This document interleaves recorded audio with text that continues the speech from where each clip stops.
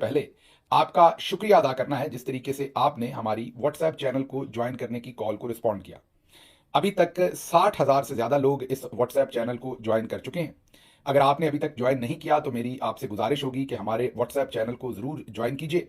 लेकिन इसमें जो लोग पहले ज्वाइन कर चुके हैं, जो आइंदा ज्वाइन करेंगे, उनके लिए एक खास रिक्वेस्ट है कि जब आप ज्वाइन करेंगे और हमारा व्हाट्सएप चैनल आपके सामने खुलेगा, तो आप ऊपर अगर राइट कॉर्नर में देखेंगे तो बेल आइकन होगा जो कटा होगा, मीन उसके ऊपर एक लाइन लगी होगी। इसका मतलब ये है कि बाय डिफॉल्ट जब आप किसी भी व्हाट्सएप चैनल को ज्वाइन करते हैं तो वो साइलेंट मोड पे होता है, मतलब उसमें से कोई भी नोटिफिकेशन आप तक नहीं पहुंचता। तो आपने इस बेल आइकन को दबाना है, इसके ऊपर जो लगा हुआ कांटा है उसे खत्म करना है। आपको बेल आइकन जो है वो वाजे नजर आना चाहिए, जिसके ऊपर कांटा ना हो, लाइन लगी हुई ना हो, जिसका मतलब ये है कि अब आपने उसके नोटिफिकेशंस को ऑन कर लिया है। अगर नोटिफिकेशंस ऑफ रहेंगे तो हम आपको कुछ भी भेजेंगे वो आप तक नहीं पहुंच सकेगा, मीन आपको उसका नोटिफिकेशन नहीं मिलेगा, आपको हमारा चैनल खोल के उस नोटिफिकेशन को देखना पड़ेगा। अगर आप उस बेल आइकन को दबा के उस पर लगी हुई लाइन जो है वो खत्म कर देंगे और नोटिफिकेशन ऑन कर देंगे, तो फिर जो भी चीज हम आपको भेजेंगे वो आपको मिल जाएगी। ये ध्यान में रखिए कि हम आपके फोन को क्लटर नहीं करेंगे, हर रोज हम आपको गैर जरूरी चीजें नहीं भेजेंगे, वही चीजें भेजेंगे, वही इंफॉर्मेशन जो आपकी और हमारा जो कॉमन इंटरेस्ट है, जो कॉज है, उससे रिलेटेड हो। एक दफा फिर वजह आपको बता दें कि इस व्हाट्सएप चैनल को ज्वाइन करने की जो रिक्वेस्ट हम आपसे करते हैं उसकी आज एक नई वजह भी सामने आई है कि आज ही के दिन हमारा ट्विटर चैनल जो है, ट्विटर का जो अकाउंट है, वो अब इंडिया ने बैन कर दिया है। जी हाँ, मेरा यूट्यूब चैनल तो पहले से ही बैन था इंडिया के अंदर। अब इंडिया ने मेरा जो ट्विटर हैंडल है, ट्विटर अकाउंट है, जिसे आजकल एक्स कहते हैं, उसे भी इंडिया में अब ब्लॉक कर दिया है, बैन कर दिया। तो अब इंडिया में मेरे ट्वीट्स नहीं देखे जा सकते बगैर वीपीएन के। इसी तरह से एस अहमद नाम से एक पाकिस्तानी व्लॉग्स करते हैं, उनका पंजाबी में भी व्लॉग है, उर्दू में भी है। उनके दोनों चैनल्स को, यूट्यूब चैनल्स को पाकिस्तान के अंदर बंद कर दिया गया है, ब्लॉक कर दिया गया। इससे पहले भी वकार मलिक साहब और दोस्तों के जो यूट्यूब चैनल्स हैं वो पाकिस्तान में ब्लॉक किए हुए हैं। इसी वजह से हमें लगता है कि अगले एक आध हफ्ते में जो कसर रह गई है, मतलब कि जो मेरा यूट्यूब चैनल है, इसको भी पाकिस्तान में, और इमरान रियाज और साबिर शाकिर और मोहित पीरजादा, इन सबको भी पाकिस्तान में यूट्यूब चैनल्स को ब्लॉक कर दिया जाएगा। इसी वजह से हम आपसे गुजारिश कर रहे हैं कि आप हमारे व्हाट्सएप चैनल को जरूर ज्वाइन कीजिए, ताकि अगर ये ब्लॉकेड हो तो हम आप तक पहुंच सकें और आप हम तक पहुंच सकें, और ये जो बातचीत का सिलसिला है ये जारी रहे। एक बार फिर जब आप इस चैनल को ज्वाइन करें, अब करें या अगर आपने पहले भी किया है, तो ऊपर राइट साइड पे कॉर्नर पे बेल आइकन है, उसको जरूर दबाइए और नोटिफिकेशंस को ऑन कीजिए, ताकि आपको बर वक्त जो है वो नोटिफिकेशंस मिल सकें। अब चलते हैं आज की पहली खबर की तरफ, और आज की जो पहली खबर है वो शहबाज शरीफ साहब की तकरीर है, जिसके अंदर मज़ा भी है, जिसके अंदर झूठ भी है, और हमारी जो कल का हमारा व्लॉग था उसकी अब तरदीद की बजाय तस्दीक है उनकी अपनी ही तकरीर के अंदर। आपको तकरीर सुनाते हैं। वो बता ही रहे हैं, शहबाज शरीफ साहब जब तकरीर कर रहे हैं, सामने आर्मी चीफ बैठे हैं और नेवल चीफ बैठे हैं, एयर चीफ बैठे हैं, मेरे ख्याल चेयरमैन ज्वाइंट भी बैठे हैं। ये जो पाकिस्तान मॉन्यूमेंट है, जो एक जगह है वहाँ पर शक्करपड़ियाँ, अगर आपको पता होगा, 0 पॉइंट के साथ ऊपर, वहाँ पर ये तकरीब हुई। और इस तकरीब में तकरीब थी ये जो जश्न मनाया गया जीत का। इस तकरीब में जनाब फॉर्म 47 के वज़ीर आज़म साहब ने खिताब किया और उन्होंने बताया कि ये सब कुछ कैसे हुआ। मैं आपको बता रहा हूँ कि पहले दिन से सारा क्रेडिट एयरफोर्स से छीन के कहीं और भेजने की ट्राई है, तो उसी तरह की आज तकरीर की गई, जिसमें उन्होंने ये बताया। सबसे पहले तो इंटरेस्टिंग उनकी बातचीत थी जो उन्होंने बताई। उन्होंने ये कहा कि उस रात जब ये सारा हमला हुआ, वो रात के 2:30 बजे स्विमिंग कर रहे थे। जी हाँ, लेकिन ऐसे नहीं है, मामला इतना सादा नहीं है, मामला उलझा हुआ है, बिल्कुल उसी तरह से उलझा हुआ है जैसे माजी में मरियम नवाज बताती रही हैं कि उनके जो दादा मरहूम शरीफ साहब, अल्लाह उनको जन्नत में जगह दे, उनके दर्जात बुलंद करे, वो नवाज शरीफ के वालिद हैं। तो मरियम नवाज साहबा बताती रहीं कि मेरे दादा, मतलब कि नवाज शरीफ साहब के वालिद, बहुत अमीर शख्सियत थे, अरबपति आदमी थे, और वो आज से पता नहीं कितनी दहाइयां पहले भी अरबपति थे। दूसरी तरफ शहबाज शरीफ हमेशा ये बताते रहे हैं कि मेरे वालिद, मतलब कि शहबाज शरीफ साहब के वालिद शरीफ साहब जो है वो एक मजदूर थे, वो बड़े गरीब आदमी थे और उन्होंने मजदूरी से अपनी जिंदगी शुरू की। तो जैसे ये तजाद सामने, ऐसे ही जब आप पता करते हैं डेट ऑफ बर्थ का, तो नवाज शरीफ वैसे तो बड़े भाई हैं, लेकिन उम्र के हिसाब से जो कागजों में उम्र है, शायद शहबाज शरीफ ज्यादा बड़े हैं और नवाज शरीफ उस कागजी उम्र के एतबार से शायद छोटे हैं। और भी बहुत सारे तजादात हैं। इसी तरह के तजादात इस तकरीर में भी सामने आए जब शहबाज शरीफ साहब ने कहा कि वो फजर की अजान के बाद रोज स्विमिंग करते हैं। ये आपने गौर करना जरा, फजर की अजान के बाद वो स्विमिंग करते हैं। उस दिन भी वो स्विमिंग कर रहे थे और उन्होंने अपने असिस्टेंट को कहा कि जो सिक्योर लाइन है वो साथ ही ले लेना। अब सिक्योर लाइन जितना हमें पता है वज़ीर आज़म ऑफिस और वज़ीर आज़म हाउस और उन सारी जगहों पर रहने के बाद कि वो जाहिर है सिक्योर लाइन जो वहाँ पर लैंडलाइन लगी हुई है, मोबाइल फ़ोन तो दूसरा ही इस्तेमाल होता है, कोई ऐसा हमारा अपना मोबाइल सिस्टम तो है नहीं जो सिक्योर लाइन है। भारत शहबाज शरीफ साहब को खास दी होगी सिक्योर लाइन को, उन्होंने कहा वो भी साथ ले लें। तो जब इंडिया जो है वो मिसाइल बरसा रहा था, पाकिस्तान की तबाही करने की कोशिश कर रहा था, और ये जंग 4 दिन से चल रही थी, एन उस वक्त आपके वज़ीर आज़म फजर के बाद जो है वो स्विमिंग पूल के अंदर स्विमिंग कर रहे थे। अच्छा, लेकिन ये जो फजर की उस दिन अजान हुई है ना, इसका टाइम आगे पीछे हो गया, बिल्कुल ऐसे ही जैसे इनके अब्बा मजदूर हैं, मरियम नवाज के दादा जो है वो बहुत अमीर आदमी, जैसे वो तजाद है, बिल्कुल उसी तरह से यहां भी तजाद है। क्योंकि इसी तकरीर में उन्होंने बताया कि रात के 2:30 बज रहे थे जब फोन आया। पहले कह रहे हैं कि वो स्विमिंग कर रहे थे फजर के बाद, तब फोन आया, और फिर कह रहे हैं रात के 2:30 बज रहे थे तो फोन आया। अब हो सकता है उस दिन मौलवी साहब को गलती लग गई, उन्होंने फजर की नमाज जो है वो अजान जो है वो 2:30 बजे से कहीं पहले दे दी हो उन्होंने, या नवाज शरीफ अपना शहबाज शरीफ साहब को गलती लग गई हो। लेकिन मेरा ख्याल ये दोनों गलतियों का अमकान कम है, झूठ का अमकान ज्यादा है। जब स्टोरी बिल्ड की जाती है, फैब्रिकेट की जाती है, और मकसद सिर्फ और सिर्फ पूरे का पूरा क्रेडिट हासिल करना या किसी को देना है, तो फिर इस तरह के झूठ जो है वो पकड़े जाते हैं। और ये तो क्योंकि पढ़े लिखे भी नहीं है, कोशिश भी नहीं करते, तो ये झूठ बोलते हुए और भी ज्यादा शद्दोमद से पकड़े जाते हैं। आप जरा इनकी तकरीर खुद सुन लें, आपको ये ना लग रहा हो कि मैं अपने पास से बना रहा हूं। जरा गौर कीजिए कि कौन से रात के 2:30 बजे हैं और कौन सी फजर की अजान है जिसके बाद ये स्विमिंग पूल में थे, और जब पूरी कौम के ऊपर जो है वो मिसाइल बरस रहे थे, तो उस वक्त ये स्विमिंग पूल में थे। अगली बात बाद में करते हैं, ये जरा सुनिए। 9 और 10 की दरमियानी रात में तकरीबन 2:30 बजे शिपा सलार जनरल सईद आसिम मुनीर ने मुझे सिक्योर फोन पे मुझे बताया, सुबह मैं फजर के बाद मैं स्विमिंग करता हूं, तो मैं एहतियातन अपना सिक्योर फोन साथ ले गया और मैंने जिया को कहा कि जिया यार अगर कोई घंटी बजे तो मुझे फौरन बताना। लक वुड हैव इट, वो घंटी बजी तो जनरल आसिम मुनीर लाइन पर थे, कहने के वज़ीर आज़म हमने बड़ा भरपूर उनको जवाब दिया है और अब हमें सीज फायर करने की दरखास्त आ रही है, तो आपका क्या ख्याल है? मैंने कहा शिपा सलार इससे बड़ी और इज्जत की क्या बात हो सकती है? आपने दुश्मन को एक भरपूर थप्पड़ मारा है, उसका सर चकरा गया, अब वो सीज फायर पर मजबूर है, तो मैं समझता हूं कि आप बिस्मिल्लाह करें और इस सीज फायर की ऑफर को कबूल करें। सुन लिया आपने। अब इसमें एक और इंपॉर्टेंट बात है। इंपॉर्टेंट बात यह है कि जंगबंदी की बात जो है वो पाकिस्तान के फॉरेन मिनिस्टर के साथ नहीं हो रही, पाकिस्तान के इंटीरियर मिनिस्टर के साथ नहीं हो रही, पाकिस्तान के डिप्टी वजीर आजम चले भले आइन में नहीं है, बनाया तो है इन्होंने, पाकिस्तान के वजीर आजम के साथ नहीं हो रही, पाकिस्तान के सदर के साथ नहीं हो रही, पाकिस्तान के वजीर दिफा के साथ नहीं हो रही, पाकिस्तान के आर्मी चीफ के साथ हो रही है।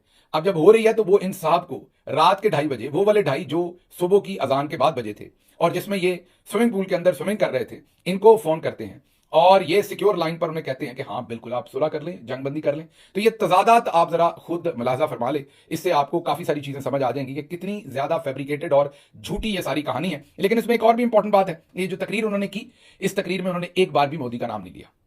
यहां पर कोई तजाद नहीं आया, जो काम नवाज शरीफ कर रहे हैं, जो काम मरियम नवाज कर रही हैं, वही काम उनके चचा शहबाज शरीफ कर रहे हैं। मतलब मोदी का नाम नहीं ले रहे, दुश्मन दुश्मन दुश्मन कह रहे हैं। एक आध दफा भारत का नाम भी लिया, लेकिन ज्यादा इंडिया का नाम लेने से भी इज्तनाब किया। तो बहरहाल मुख्तसर बात यह कि मोदी का नाम नहीं लिया। ये और बात है कि इनके जब क्लिप्स लगाए जाते हैं सोशल मीडिया पे, तो नून लीग वाले अपनी मर्जी से ऊपर मोदी का नाम लिखते हैं, लेकिन शहबाज शरीफ ने अपनी तकरीर के अंदर कहीं पर मोदी का नाम, जो हमारे सामने तकरीर आई है उसमें अभी तक हमने देखी, हो सकता है कोई ऐसा टुकड़ा हो जो हमने ना देखा हो, लेकिन जो देखी है उसमें मोदी का नाम इन्होंने नहीं लिया। इसमें कंसिस्टेंसी है, इसमें तजाद नहीं है इस एक चीज में, बाकियों में तजादात है। अगली खबर हमारे आर्मी चीफ साहब का बयान है और उनकी मीटिंग हुई है, और मीटिंग उनकी हुई है हमारे अपने लोकल मीडिया से, और उन्होंने अपने मीडिया से मिलकर ये कहा है कि हमारे मीडिया ने जो जवाब दिया है वो इंडिया को सारी उम्र याद रहेगा। वो मुकामी सहाफियों से मिल रहे थे, उसमें उन्होंने कहा कि मीडिया ने बहुत भरपूर जवाब दिया है। सोशल मीडिया का जिक्र वो गोल कर गए हैं, उस पर उन्होंने बात नहीं की। हालांकि ज्यादा जंग तो दोनों तरफ से सोशल मीडिया पर लड़ी गई। पाकिस्तानियों ने ऐसी ऐसी मीम्स बनाई हैं, एक आध आपको इस व्लॉग के आखिर पर दिखाएंगे। मैं फैसलाबाद से हूं, तो फैसलाबाद का जो हुस्ने मजा है वो मेरा ख्याल निराला है। उन्होंने इससे भी एक अपॉर्चुनिटी इसकी भी इस्तेमाल की है सारे वाकये की, वो आपको आखिर पर दिखाएंगे। लेकिन पहले जरा आर्मी चीफ की जो मीडिया के लोगों से बात हुई, उन्होंने कहा ऐसा जवाब दिया है कि इंडिया सारी उम्र याद रखेगा। और ये नहीं उन्होंने बताया कि शुक्र है खुदा खुदा करके, उससे जरा पहले इन्होंने ट्विटर खोल दिया, आखिरी लम्हात में, जंग के शुरू में तो ना खोला। आपको याद होगा बड़े बड़े सहाफी जो है पाकिस्तान के, वो ये कहते रहे कि आप सोशल मीडिया खोलिए ताकि पाकिस्तान भी अपना बयानिया दे सके।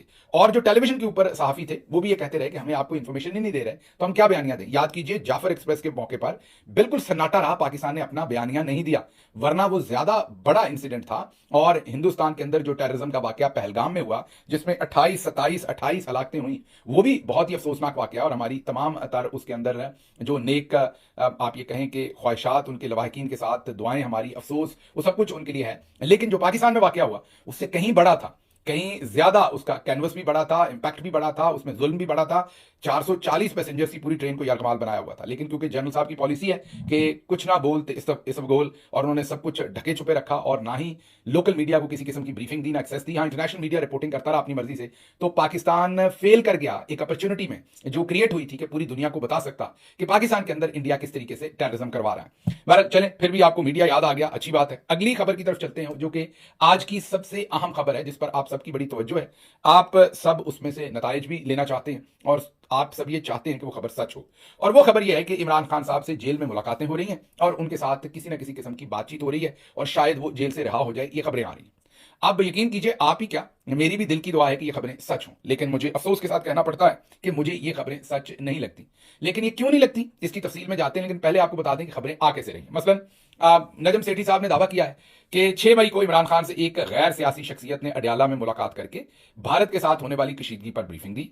खान साहब को बताया कि भारत पाकिस्तान पे इल्जामात लगा रहा है। इमरान खान को एतमाद में लिया गया। इमरान खान को ऐसे ब्रीफिंग दी गई जैसे वजीर आजम को ब्रीफिंग दी जाती है। ये 6 मई का वो वाकया बता रहे हैं। अल्लाह करे कि ऐसा ही हुआ हो। अब मैं तो वहां नहीं मौजूद था, ना ही नजम सेठी साहब थे। जाहिर है, जराए से मैंने पहले भी कहा कि नजम सेठी साहब पढ़े लिखे और पाकिस्तान के बाअसर सहाफियों में से हैं, हमसे उम्र में बड़े हैं, हम उनका एहतराम करते हैं। लेकिन जहां खबर हमें दुरुस्त नहीं लगेगी वहां हम अपना तजिया पेश करेंगे। उनका हक है उनका तजिया पेश करने का। अब हम तो वहां मौजूद नहीं थे, राब्ता भी हमारा डायरेक्टली उस तरह से इमरान खान साहब के साथ ऐसा नहीं कि हम एक ही दिन में पूछ रहे हैं। अगर मैसेज भेजना हो तो कई दिन लग जाते हैं वापस मैसेज भेजते और वापस लेते हुए। तो हम क्या करेंगे, हम कसौटी यही है हमारे पास कि हम परखेंगे कि हालात क्या है। अब जिसने वजीर आजम के लेवल की ब्रीफिंग दी, जाहिर है इनके कहने का मतलब यही कि फौज में से कोई था, क्योंकि कह रहे हैं गैर सियासी शख्सियत थी। तो क्या वो इमरान खान साहब के आते हुए, जिनको उन्होंने वजीर आजम के लेवल की ब्रीफिंग दी, आते हुए उनका सेल बेहतर नहीं कर सकते थे? आते हुए जेल वालों को, कर्नल साहब को नहीं कह सकते थे कि इनकी मुलाकातें खुलवा दें और इनकी मुलाकातें करवाएं? क्या वो आते हुए उनकी पार्टी के लोगों के साथ उनकी मुलाकात का बंदोबस्त नहीं कर सकते थे? अच्छा, फिर नजम सेठी साहब ने एक मौके पर यह भी कहा कि ट्विटर इसलिए खोला गया कि इमरान खान से पहले इजाजत ली गई कि आपके लोग गाली गलौज नहीं करेंगे। उसमें उन्होंने मेरा जिक्र भी किया। नजम सेठी साहब ने इस मामले में क्या कहा, जहां उन्होंने मेरा जिक्र भी किया और ट्विटर खुलने का भी जिक्र किया, ये जरा सुनिए। जब खान साहब की तरफ से ये एश्योरेंस हुई कि मैं बिल्कुल अपने हॉट हेड्स, जो बड़े गुस्से वाले मेरे नौजवान साथी हैं जो ट्विटर के ऊपर बैठ के गालियां दे रहे हैं, उनको हम रोकते हैं, ठीक। तो उसके बाद बात खत्म हो गई। बात आगे फिर कैसे बढ़ी? बात आगे ऐसे बढ़ी कि एकदम अनाउंसमेंट हुई कि ट्विटर आजाद हो गया। 7 मई को ट्विटर को आजाद किया और अंडरस्टैंडिंग कि अब ट्विटर के ऊपर अपनी फौज को की तनकीद नहीं होगी। उधर अमेरिका के अंदर आपके पीटीआई के जो सबसे बड़े स्पोक्समैन, क्या नाम है उनका, डॉक्टर शहबाज गिल, उन्होंने भी फिर हिदायत दी अपने दोस्तों को कि एट दिस टाइम आपको लड़ाई झगड़े फौज के साथ नहीं करने चाहिए, वी स्टैंड बिहाइंड देम। और यहाँ भी लोगों ने इस किस्म की बयानबाजी शुरू कर दी कि भी नहीं, we will stand with the army, ठीक। एंड तो ये सारा जो एंटी आर्मी था टेम्परेचर, वो आहिस्ता आहिस्ता उसको गिराना शुरू कर दिया पीटीआई ने। सुना आपने, उन्होंने एक तावील दी कि क्योंकि इमरान खान की मर्जी से ट्विटर खोला और अमेरिका में शहबाज गिल साहब ने भी पॉजिटिव ट्वीट किया, और वो जोड़ इस तरह से रहे हैं कि इमरान खान से इजाजत ली गई, फिर इमरान खान का मैसेज शहबाज गिल और दूसरों को गया और ट्विटर के ऊपर जो है वो मुस्बत फिर रद्द अमल देना शुरू किया गया। मैं आपको अपनी पोजीशन बता सकता हूं वाज़े तौर पर कि ऐसा कुछ नहीं हुआ। ये जो तमाम कुछ है ये वो इमरान खान का नजरिया है, कॉज है, जो हमारा है सबका। हमें पता है कि मुश्किल वक्त में हमने पाकिस्तान के साथ खड़े होना है। जो मर्जी हमारे इख्तलाफात हों, जब मुश्किल वक्त आएगा तो हम वहीं खड़े होंगे जहां कोई भी मुहब्बे वतन पाकिस्तानी खड़ा हो। कम अज कम हम वहां नहीं खड़े होंगे जहां नवाज शरीफ, उनकी बेटी और शहबाज शरीफ खड़े हों। हम उससे कई कदम आगे अपनी कौम के दिफा के लिए हर वक्त मौजूद रहेंगे। तो क्योंकि हमें पता है कि इमरान खान की ये पोजीशन है, हमारी अपनी भी ये पोजीशन है, तो जब हमने वो जंग के हालात देखे तो खुद से वो स्टेप लिया था। किसी किस्म का, मैं आपको पूरी जिम्मेदारी और पूरी ईमानदारी से आपके सामने रखता हूं। सियासत में बातचीत होती है, बातचीत से ही मामला तय होते हैं और होने भी चाहिए। अगर कभी कोई ऐसी बातचीत हुई, ये आप ध्यान में रखिएगा, तो मेरी कोशिश तो होगी कि आपको एतमाद में लूं। लेकिन अगर इसमें पार्टी का या किसी का नुकसान हुआ, लीडर का नुकसान हुआ, पार्टी का हुआ, और मैं आपको एतमाद में ना ले सका, तो ये ध्यान में रखिएगा कि मैं खामोश रहूंगा, आपसे गलत बयानी नहीं करूंगा, आपके सामने आगे झूठा बयानियां नहीं दूंगा। ये मेरा आपसे वादा है। खामोशी इख्तियार कर जाऊंगा अगर मैंने कुछ नहीं बोलना हुआ। इसलिए मैं आपको बड़े वाज़ेह अल्फाज में कह रहा हूं कि ये जो पूरी कहानी बताई गई है कि उनके साथ मुलाकात हुई, फिर ट्विटर खुला, फिर ट्विटर के खुलने के बाद या खोलने से पहले हमें मैसेज आया कि आप लोग नरम हो जाएं और हुब्बुल वतनी के ट्वीट्स करें, ऐसा कुछ नहीं हुआ। ये जो भी पाकिस्तान तहरीक इंसाफ की ऑफिशियल सोशल मीडिया टीम, हमारे वॉलंटियर्स या मेरी जात या दूसरे लोगों ने जो भी स्टेप्स लिए हैं, ये अपनी जो उनका अपना कॉज है, अपनी सोच है, जो इमरान खान का नजरिया है, उस पर खड़े हुए, किसी किस्म की ऐसी कोई बातचीत नहीं हुई। तो ये खबर सिरे से, मैं इस खबर को रद्द करता हूं बड़े एहतराम के साथ। ये खबर दुरुस्त नहीं है। जिसने भी ये नजम सेठी साहब को खबर दी है, ये दुरुस्त खबर नहीं। मैं ये नहीं कह रहा कि वो गलत कह रहे हैं, उन तक खबर पहुंची होगी और बहुत ही कोई बावसूख जराए से पहुंची होगी, और मैं बिल्कुल भी उनको उनके एहतराम में कमी नहीं करना चाहता। लेकिन क्योंकि इसमें मेरी जात का भी जिक्र हुआ है तो मैंने वाजे रखा। अच्छा, अब आगे चलते हैं। ये तो हो गई बात, इससे आगे चलते हैं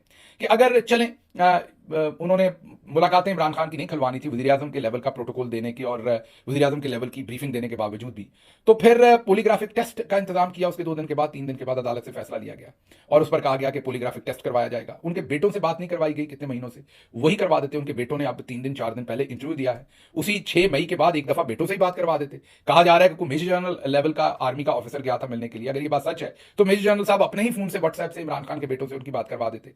तो आपको जो ऑप्टिक्स हैं, फिर हमारे जो वर्कर्स हैं, जो 9 मई से रिलेटेड और 26 नवंबर से रिलेटेड मुकदमात के अंदर अदालतों में आ रहे हैं, पता चला है कि 3 से 4 दिन पहले जबरदस्ती खाली पेपर्स के ऊपर, सादा कागज के ऊपर जबरदस्ती साइन करवाए गए हैं और ऊपर उनकी कन्फेशनल स्टेटमेंट्स लिखी जाएंगी कि उन्होंने जुर्म किया है। तो ये जो सब कुछ हो रहा है, बाकी ये सब कुछ इस खबर के खिलाफ हो रहा है जो दी जा रही है। तो फिर खबर क्यों दी जा रही है वो भी आगे आपके रखते हैं। उसकी मतलब सियालकोट का इलेक्शन ही देख लें जो इस टाइम फाखर निशात गुम्मन हमारे वहाँ से कैंडिडेट हैं, उनकी जो पैनाफ्लेक्स हैं, उनके जो इश्तिहार हैं, उनके जो भी ब्रोशर्स हैं वो फाड़ा जा रहा है, उतारा जा रहा है, उन पर ज़मीन वहाँ तंग की हुई है। पाकिस्तान तहरीक इंसाफ पर वहाँ ज़मीन तंग की हुई है, इलेक्शन लड़ने में बहुत ही कबाते हैं। तो आपको वहाँ भी नजर आता है कि कोई बातचीत होने के इम्कानात नहीं है। इसका एक बहुत ही बेहतरीन जो जवाब दिया है वो नुसरत जावेद साहब ने दिया, वो भी बड़े सीनियर वो जर्नलिस्ट है। उन्होंने कहा है कि पीटीआई वाले ट्रैप हो रहे हैं, इन्हें जानबूझकर धोखे में रखा जा रहा है। दुनिया भर में डिफेंस का असूल होता है कि दुश्मन को डिसीव करना, धोखे में रखना। इन्हें यह उम्मीद दिलाई जा रही है कि अच्छे दिन आने वाले हैं, खुदारा इस पर भरोसा ना करें और अपोजिशन का किरदार अदा करें। उन्होंने क्या कहा ये उनकी जुबानी भी एक बार सुन लें। मेरा अपना ख्याल ये है कि ये थोड़ा सा ट्रैप हो रहे हैं विजुअल थिंकिंग, और मैं कैमरे की तरफ देख के किसी इनसाइड इंफॉर्मेशन से नहीं, अपने तजुर्बे की बुनियाद पर कह रहा हूँ। उसमें मेरा सिनिसिज्म उम्र के बढ़ने के साथ साथ जरूर डाल दीजिएगा। मेरा ख्याल है कि इनको जानबूझकर धोखा दिया जा रहा है। वैसे भी दुनिया भर में डिफेंस का पहला असूल होता है दुश्मन को डिसीव करना, धोखे में रखना। इनको ये उम्मीद दिलाई जा रही है कि आपके अच्छे दिन आने वाले हैं, खुदारा इस पर भरोसा न करें, अपोजिशन का किरदार अदा करें। सुन लिया आपने।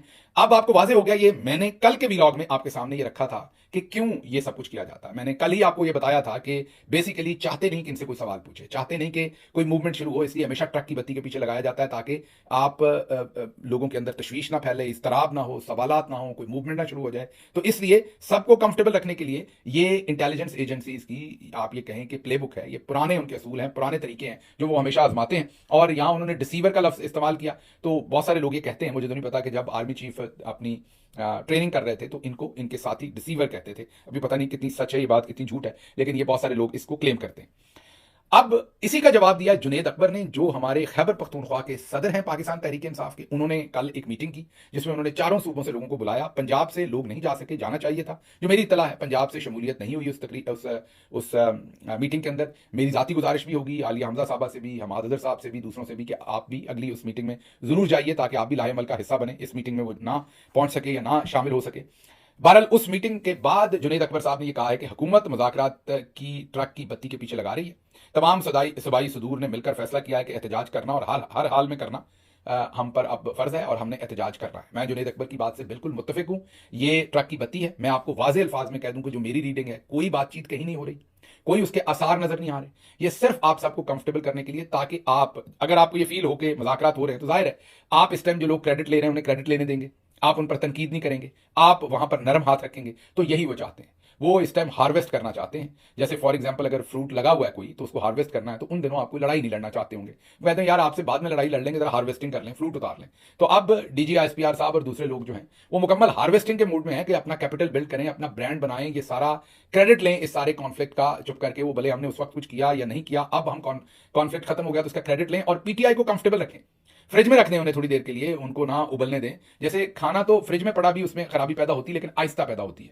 तो अगर बाहर रखेंगे तो जल्दी पैदा होगी। तो वो ये कहना चाह रहे हैं कि आपको फ्रिज में रख देते हैं, खराब तो आपको हमने करना ही है, लेकिन फ्रिज में रख देते हैं ताकि आहिस्ता हो और आप रिएक्ट ना करें। तो ये सिर्फ आपके इमोशंस को मैनेज किया जा रहा है, ये सिर्फ एक पॉजिटिव फील जनरेट की जा रही है ताकि उस पॉजिटिव फील में आप इनसे कोई सवालात ना पूछें और ये अपना काम डालते जाएं।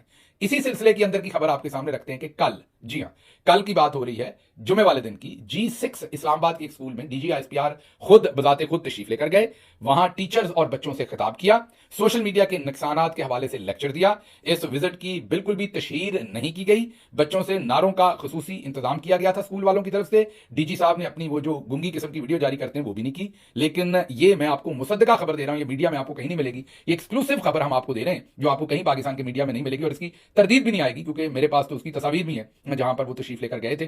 तो ये G6 के अंदर, इस्लामाबाद के अंदर, ये एक सरकारी स्कूल में गए हैं और वहां पर उन्होंने लेक्चर दिया। मतलब कि एक तरफ कह रहे हैं मुज़ाकरात हो रहे हैं, दूसरी तरफ अपना इमेज बिल्ड करने की और अपनी पेनिट्रेशन की और अपने सियासी जो इनके मकासद हैं उनकी मुकम्मल तरवीज की जा रही है, पेनिट्रेट किया जा रहा है, अपनी सफबंदी की जा रही है, मुकम्मल उस तरफ एफर्ट की जा रही है। और दूसरी तरफ पीटीआई को जो है वो कहा जा रहा है कि आपके साथ मुज़ाकरात। अच्छा, इसमें यह भी इंटरेस्टिंग बात है, कुछ सहाफ़ी दोस्त भी बड़े जज्बाती हैं। अब वो जब खबर लेके आते, सहाफी का काम है खबर लाना और ईमानदारी से वो खबर रखना। जैसे फॉर एग्जांपल नजम सेठी साहब का जरूर कोई सोर्स होगा, जैसे ये G6 वाला मेरा सोर्स है, मैंने खबर दे दी। अब अगर कोई इसे डिनाई करता है तो उसने मेरी तौहीन नहीं कर दी कि मैं उसके गले पड़ जाऊं, उसने ये कहा है कि खबर दुरुस्त नहीं है और वो अपने जराये से उस खबर के बारे में सबूत रख सकता है। अब जो दोस्त ये खबर दे रहे हैं कि जेल के अंदर मुलाकातें हो रही हैं और ये हो रहा है, अब उनको जाहिर है किसी ना किसी फौजी जराये ने ये खबर दी है। अब अगर उसको हम डिनाई करते तो गले ही पड़ जाते हैं, कई दोस्तों कपड़े उतारने को जाते हैं, गुस्सा कर जाते हैं जैसे हमने उन पर जाती हमला कर दिया। हालांकि हम तो सिर्फ खबर की हद तक हैं। और वो इल्जाम क्या लगाते हैं दोस्त कि इससे ये जो बाहर बैठे लोग हैं इनका नुकसान हो जाए। भाई हमारा क्या नुकसान होना है, हमारा ही तो फायदा होना है और तो किसी का होना नहीं। इमरान खान जेल से बाहर आएंगे, हम पर ये जो बाहर हमारे शनाख्ती कार्ड ब्लॉक, हमारे पासपोर्ट ब्लॉक, हम एक हमारा इस टाइम कोई कागजों के हिसाब से वतन ही नहीं है, मतलब डॉक्यूमेंटेशन की वाइज कोई डॉक्यूमेंट्स ही नहीं है किसी वतन के अब हमारे पास, हमारा कोई मुल्क ही नहीं है, हम किसी मुल्क के सिटीजन ही नहीं है। जो कुछ इन्होंने हमारे साथ किया तो हमें तो फायदा होना है, हमारे लिए रास्ते खुलेंगे, हम वापस पाकिस्तान जाएंगे, हम जो कर रहे थे वो दोबारा से करेंगे। हम तो इस टाइम बेयारो मददगार एक जलावतनी की जिंदगी गुजार रहे हैं, सबसे ज्यादा फायदा तो होना ही हमें है वापस जाने का। लेकिन वो दोस्त जो है वो बजेद हैं कि खबर वो दें, लेकिन कोई उसके ऊपर एनालिसिस ना करे और उस खबर की परख ना करे कि खबर दुरुस्त है या गलत है। अच्छा जी, अगली खबर जो है वो आपके सामने रखेंगे कि ऑपरेशन सिंदूर पाकिस्तान के खिलाफ एक ट्रेलर था, वक्त आएगा तो पूरी दुनिया को पूरी फिल्म दिखाएंगे। जंग जो है वो भी बाकी है और हम अपना बाकी काम अभी करेंगे। ये भारतीय रक्षा मंत्री मतलब उनके डिफेंस मिनिस्टर राजनाथ ने अपने तेवर दिखाए हैं और बड़ी भड़कीली किस्म की उन्होंने तकरीर की और वाज़ेह मैसेजिंग की है कि अभी हमने हमला करना है, ट्रेलर था, फिल्म अभी हमने दिखानी है। इस पर पाकिस्तान खामोश है। चलें, जब वो फिल्म दिखाएंगे तब देखेंगे क्या होता है, लेकिन बहरहाल उनके ये जो सारे मकासद हैं ये भी बंद नहीं हुए। अगली खबर, भारत ने दरियाए चनाब, झेलम और सिंध का पानी शमाली रियासतों में ले जाने का मंसूबा बनाने का काम शुरू कर दिया है। वो ये मंसूबा बना रहा है, नहरों की लंबाई बढ़ाने पर काम शुरू कर दिया। रॉयटर्स की ये स्टोरी है। रॉयटर्स बहुत ही मुतबर एक न्यूज एजेंसी या न्यूज का इदारा है। जब वो स्टोरी देते हैं तो बगैर डॉक्यूमेंट्स देखे हुए नहीं देते। वो कहते हैं कि हमने ऐसे डॉक्यूमेंट्स देखे हैं जैसे ये पता चल रहा है कि चनाब रिवर के ऊपर जो पानी की एलोकेशन है वो 40 क्यूबिक मीटर्स से बढ़ाकर अब 150 क्यूबिक मीटर्स उसका यूजेज जो है वो इंडिया ने शुरू कर दिया या शुरू करने वाला। मीन अपनी तरफ से ज्यादा पानी लेके जा रहा है। रणबीर नाम की नहर है जिसको अब जो है वो एक्सटेंड किया जा रहा है, उसकी लंबाई बढ़ाई जा रही है और 3 और रियासतों को, हिंदुस्तानी इंडियन रियासतों को ये पानी दिया जाएगा जो पानी का बंद किया जाएगा। इधर हम जश्न मना रहे हैं, वो पानी बंद कर रहे हैं और उसकी मुकम्मल जो है साफबंदी भी कर रहे हैं, इंतजाम भी कर रहे हैं। और अब ये कोई इंडियन न्यूज एजेंसी इसकी खबर नहीं दे रहे, रॉयटर्स दे रहे हैं, इंटरनेशनल, वही रॉयटर्स जिन्होंने कहा कि राफेल गिरा, मतलब वही न्यूज एजेंसीज अब जिन्होंने इंडिया के झूठ को एक्सपोज किया वही अब ये बता रहे हैं कि इंडिया पानी वाकई बंद कर रहा है। तो अगर उनकी वो खबर सच्ची है तो अभी भी उनकी खबर को सच ही मानना पड़ेगा। बीबीसी पश्तो ने खबर दी है कि अफगान नायब वजीर खारजा इब्राहिम सदर, उन्होंने इंडिया का खुफिया दौरा किया इन सारे पिछले दिनों में जब हमारी वहां पर शदीद किस्म का कॉन्फ्लिक्ट चल रहा था। ये 22 अप्रैल के बाद की बात है, पहलगाम के हमले के बाद की बात है। इंडिया पाकिस्तान के ये मोस्ट क्रिटिकल टाइम के अंदर अफगान गवर्नमेंट के जो नायब वजीर खारजा इब्राहिम सदर हैं वो इंडिया का दौरा करते रहे और ये इटसेल्फ एक बहुत ही बड़ी मेजर खबर है, ये छोटी खबर नहीं है। खबरें और भी हैं, उनको अगले किसी व्लॉग में कवर करेंगे। मुझे फिलहाल यहां से इजाजत दीजिए। अल्लाह आपका हामी और नासिर हो। पाकिस्तान जिंदाबाद।